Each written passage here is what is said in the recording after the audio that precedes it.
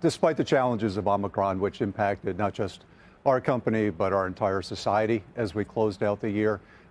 We closed out the year strong. We had a profit of $170 million in the fourth quarter, a solid profit number, largely in line with the guidance, as you suggest.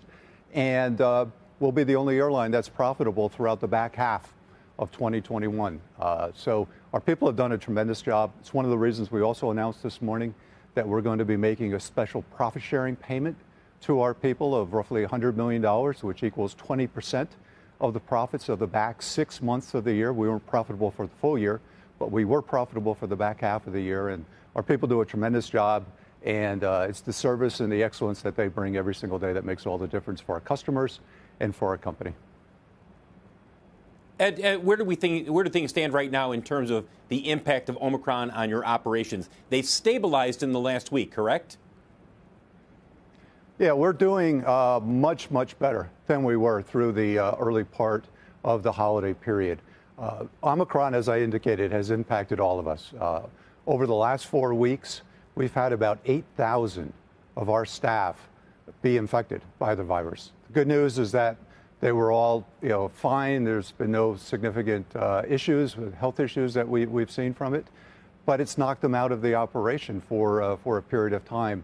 At the same time that we had the busiest travel that we have seen in 2 years. So the confluence of those two events could not have happened at a worse time. We were operating, during parts of the holiday and into the first week of January of cancellations of 5%, some days even more than that. It was just unheard of for us within our industry. But over the course of the last week, those cancellations are way down. Staff levels and case counts are coming down with respect to our own staff. The doctors have told us that this is going to decline as rapidly as it rose. Our case counts are already coming down meaningfully at Delta. We only have seen about 1% cancellations over the last 7 days due to Omicron. And in fact, yesterday, we only had 2 cancellations the entire day for the main line out of over 2,500 operations due to Omicron. So we believe the worst is behind us, and we just need to navigate to get through this as a society.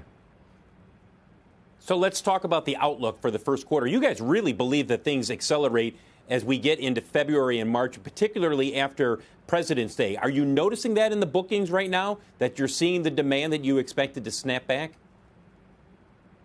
We are. In the next 4 to 6 weeks is going to be difficult. With January and the first half of February, as you know, Phil, are always the weakest parts of our travel calendar.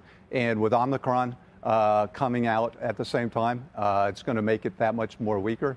But what we do see in the booking data is the President's Day weekend forward looks really robust. Our numbers and the bookings continue through this period. People are ready to travel. They're ready to book their spring plans.